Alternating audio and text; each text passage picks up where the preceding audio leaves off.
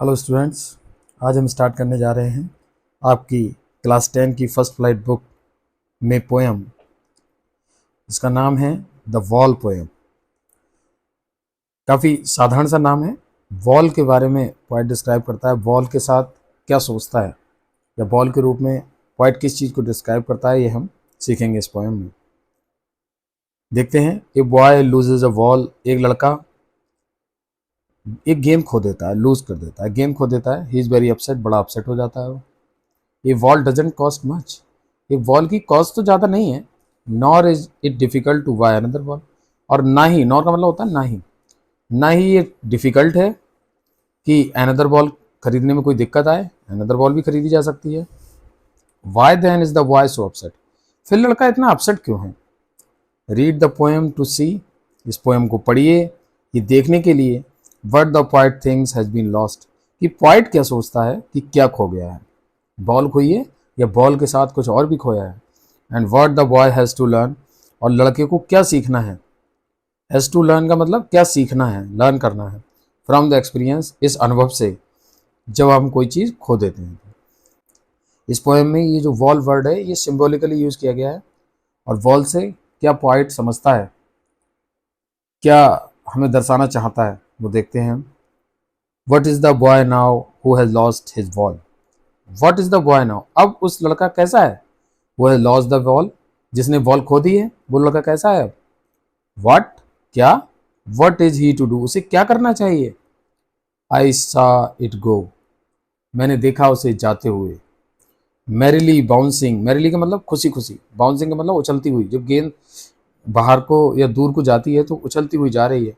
Down the street, गली से नीचे की ओर, स्ट्रीट मीन्स गली होता है, डाउन का मतलब नीचे की ओर।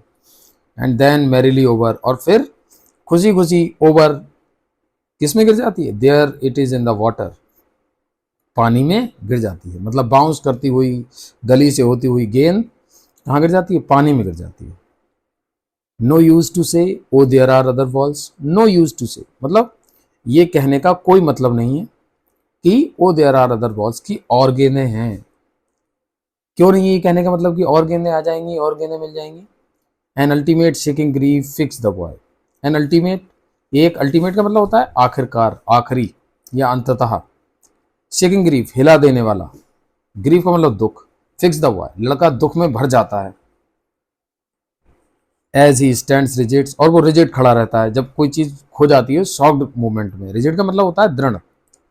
ट्रेम्बलिंग, कांप रहा होता है। स्टेयरिंग डाउन, और घूर रहा होता है नीचे की ओर, जहां गेंद चली गई है उधर को घूर रहा होता है लड़का।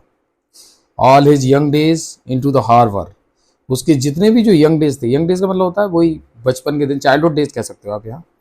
इन टू द हार्बर, वो सब कहाँ चले गए, हार्बर में चले गए। हार्बर का मतलब होता है तट, किनारा। जब वॉल, जैसे सपोज करिए कोई कोई बंदरगाह टाइप है, बंदरगाह ही बोलते हैं वैसे तो हार्बर को, तट किनारा भी कह सकते हैं। इसमें बॉल गिर गई, अब लड़का यहाँ पर खड़ा है। अब लड़का, गेंद तो चली गई, गेंद को देख रहा है। वेयर हिज बॉल वेंट, जहाँ उसकी गेंद गई है। I would not intrude on him, अब राइटर कह रहा है कि मैं उसे इंट्रूड नहीं करूंगा। इंट्रूड मीन्स होता है दखल देना। राइटर कह रहा है कि मैं दखल नहीं दूंगा इस बात में कि गेंद उसकी चली गई या दूसरी गेंद खरीद लेंगे। A dime another wall is worthless, ये कह देना कि एक डाइम में गेंद आ जाएगी। ए डाइम का मतलब है 10 सेंट। 10 सेंट, सेंट का मतलब जैसे अपने यहाँ पैसे होते हैं, ऐसे ही यूएस में सेंट होते हैं। तो अनदर बॉल की एक डाइम में दूसरी बॉल आ जाएगी, 10 सेंट में दूसरी बॉल आ जाएगी। इज वर्थलेस, ये कहना वर्थलेस है। वर्थलेस का मतलब ऐसा नहीं कहना चाहिए, मतलब जिसकी कोई कीमत ना हो, ऐसा। तो ये कह देना कि 10 सेंट में दूसरी बॉल आ जाएगी, ये गलत है। क्यों गलत है। Now he senses first responsibility, आज वो, अब, नाउ का मतलब अब, ही मीन्स वह सेंस कर रहा है। सेंस का मतलब होता है अनुभव करना, अपनी पहली रिस्पॉन्सिबिलिटी को, अपनी पहली जिम्मेदारी को। रिस्पॉन्सिबिलिटी जिम्मेदारी होता है। क्या अपनी पहली जिम्मेदारी को सेंस कर रहा है कि किस चीज को कैसे हमें पूरे केयर के साथ रखना है। इन अ वर्ड ऑफ पोजीशंस, एक संसार, पोजीशन का संसार है। पोजीशन मीन्स क्या होता है, पोजीशन मीन्स होता है वैसे तो अधिकार होना किसी चीज में, किसी चीज को ओन करना। ये दुनिया उन सब चीजों से भरी पड़ी है। पीपल विल टेक वॉल्स, लोग वॉल खरीदते हैं। वॉल का मतलब वॉल नहीं है यहाँ, ये सिंबल है चीजों का। लोग चीजें खरीदते हैं walls will be lost always, और चीज़ें हमेशा ख़त्म होती हैं। लॉस्ट का मतलब खो जाती हैं, ऑलवेज मतलब हमेशा। लिटिल बॉय प्यारे बच्चे, मतलब ये बात बॉल की नहीं है। इस बॉल के साथ साथ ऐसी बहुत सी चीज़ें होंगी जो जीवन में आती हैं, और उस पॉइंट को, उस बच्चे को समझना है कि कौन कौन सी चीज़ें यहाँ जीवन में आती हैं और कौन कौन सी चीज़ें खो जाती हैं। And no one wise a wall whack, और कोई भी वॉल को वैक नहीं पा सकता। मतलब वॉल अगर फिजिकल बात की जाए तो 10 सेंट में आ जाएगी, लेकिन ये वॉल का मतलब उन चीज़ों के बारे में है जो चीज़ें वापस दोबारा नहीं मिल सकती। वो फीलिंग नहीं मिल सकती, वो आइडियाज़ नहीं मिल सकते, वो दिन नहीं मिल सकते, वो आनंद की पल नहीं मिल सकते वापस। तो राइटर कह रहा है कि बॉल लोग खरीदते हैं, बॉल हमेशा खोती हैं, और बच्चे बॉल कभी वापस नहीं आती। मनी इज एक्सटर्नल, और मनी तो एक एक्सटर्नल चीज़ है। एक्सटर्नल का मतलब बाहरी, मनी तो बाहरी चीज़ है। मनी से सब कुछ नहीं खरीदा जा सकता। मनी से बॉल खरीदी जा सकती है, लेकिन मनी से फीलिंग नहीं खरीदी जा सकती। फीलिंग कैसे खरीद लेंगे हम? फीलिंग को नहीं खरीदा जा सकता, लेकिन बॉल खरीदी जा सकती है। यहाँ फीलिंग की ही बात हो रही है। ही इज लर्निंग, वह सीख रहा है। लड़का मतलब सीख रहा है। Well behind his desperate eyes, अच्छे से, लड़का अच्छे से सीख रहा है अपनी उन डिस्परेट आइज के पीछे। डिस्परेट का मतलब जो निराशा वाली, डिस्परेट मीन्स निराशा होता है। जो निराशित उसकी आंखें हैं, उन आंखों के पीछे लड़का लर्निंग कर रहा है, सीख रहा है। The epistemology of loss, epistemology means होता है नॉलेज ऑफ समथिंग, मतलब ज्ञान, किसी चीज का ज्ञान। लड़का खोने का ज्ञान सीख रहा है। बहुत देखिए डीप मीनिंग है इस पोएम का, ध्यान से समझना है।